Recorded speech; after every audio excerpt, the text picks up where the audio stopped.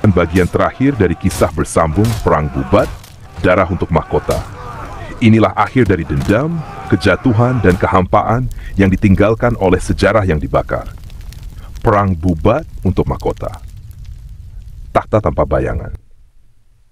Majapahit telah tiada. Kota Trowulan menjadi hantu dari kejayaan yang pernah mencengkeram Nusantara. Abu menyelimuti jalan-jalan yang dulu dipenuhi upacara dan parade, burung-burung enggan hinggap.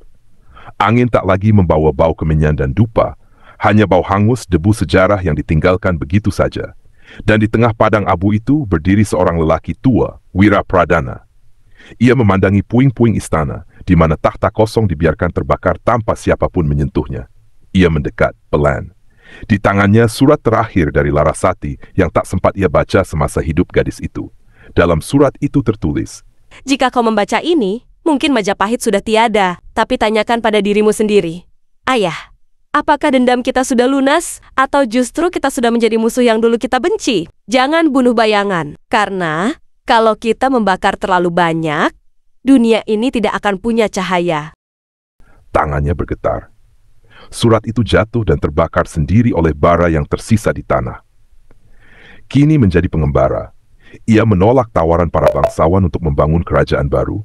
Ia menolak menjadi raja. Ia menolak semuanya.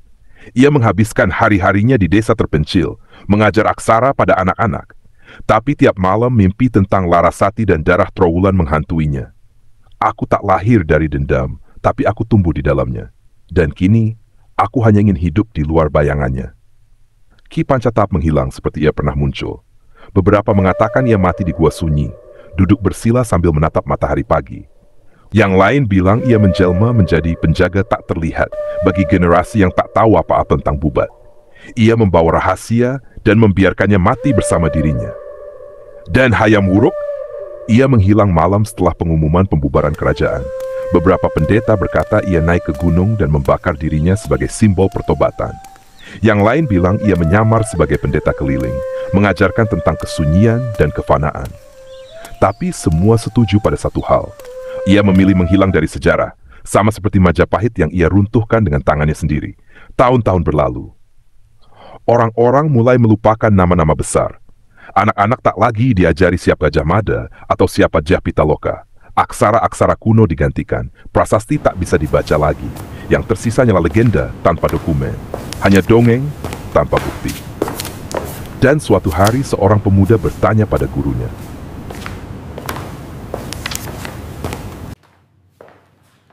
"Apakah benar dulu ada kerajaan besar bernama Majapahit?" Mungkin pernah, tapi mungkin itu hanya bayangan. Dan kau tahu apa yang terjadi pada bayangan saat tak ada lagi cahaya? Ingatlah, ilmu adalah harta yang tak ternilai harganya, nak.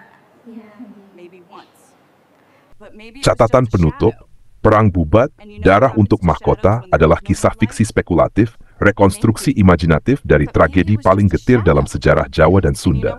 Dalam versi ini, dendam tidak hanya menuntut darah, tetapi juga sejarah itu sendiri, hingga tak ada yang tersisa kecuali keheningan. Terima kasih telah mengikuti kisah ini sampai akhir. Sampai jumpa di lain kisah.